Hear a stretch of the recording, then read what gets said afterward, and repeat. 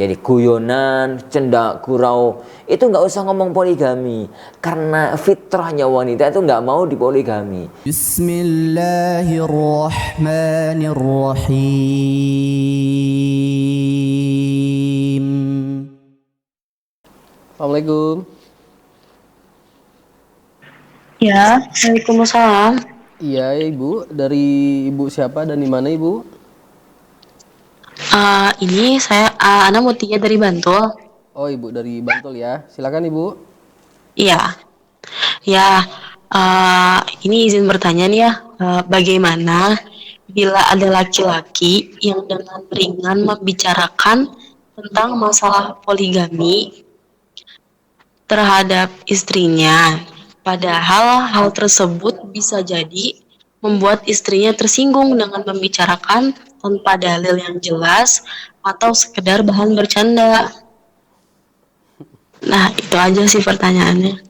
Baik, Ibu. Terima kasih atas pertanyaannya. Mana sih? Ya. Baik, ini Bu ya. Oh, udah ya? Baik, kami terima dengan baik pertanyaannya.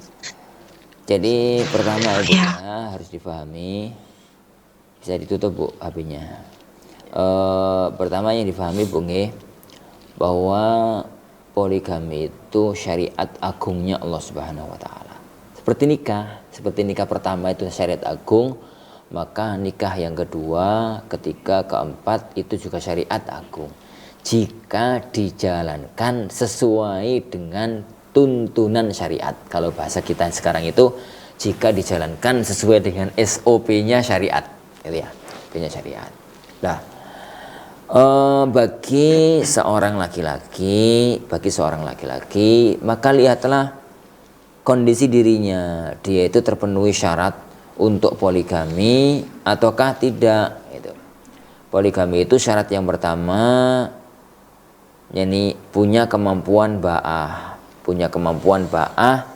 dalam arti mampu jima, mampu memenuhi hak dua istri atau lebih dalam urusan nafkah batin. Itu yang pertama. Karena sebagaimana laki-laki punya syahwat, wanita juga punya syahwat.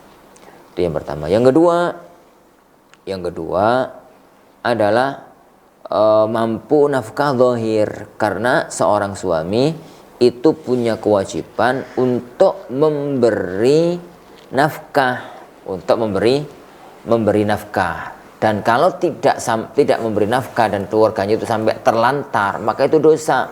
Kafa bil mar'i itsman an yudhayyi'a man yakut.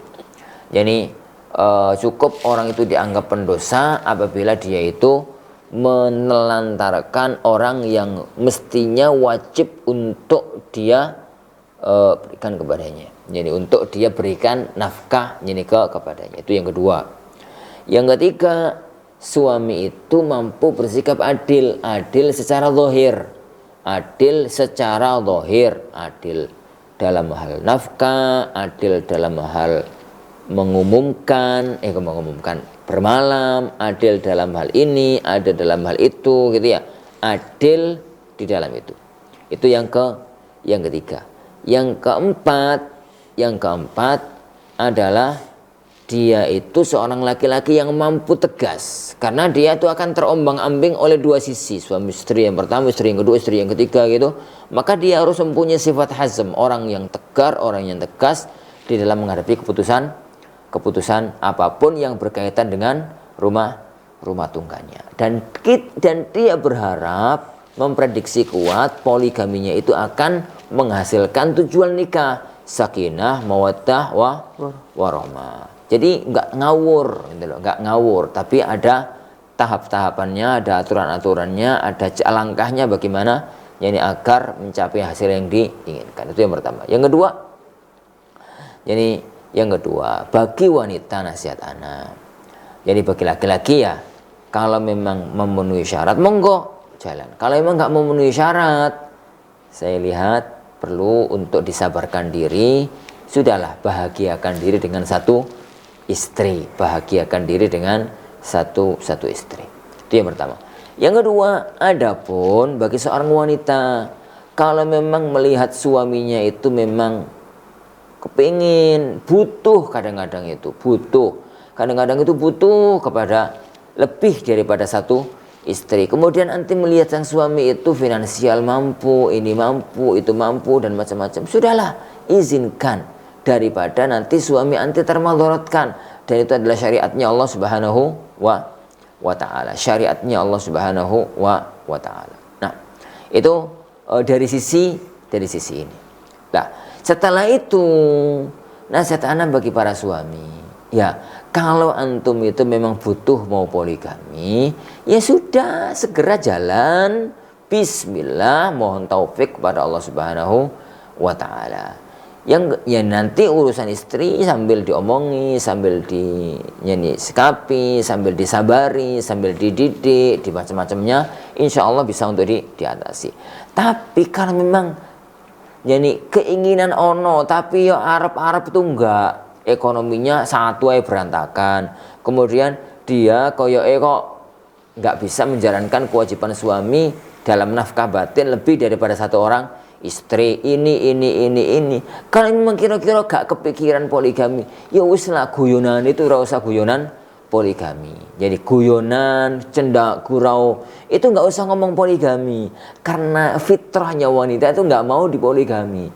Jangankan wanita zaman sekarang, istrinya Rasulullah saja loh itu nggak seneng aslinya itu untuk di poligami. Itu istrinya beliau sallallahu alaihi wa ala alihi wasallam. Bagaimana kemudian dengan wanita-wanita yang lainnya? Bagaimana kemudian dengan wanita-wanita yang lainnya? Oleh karena itu, memang sudah niat, punya azam yang kuat, dan memang sudah terpenuhi kriteria dan syarat, sudahlah, bismillah, jalan.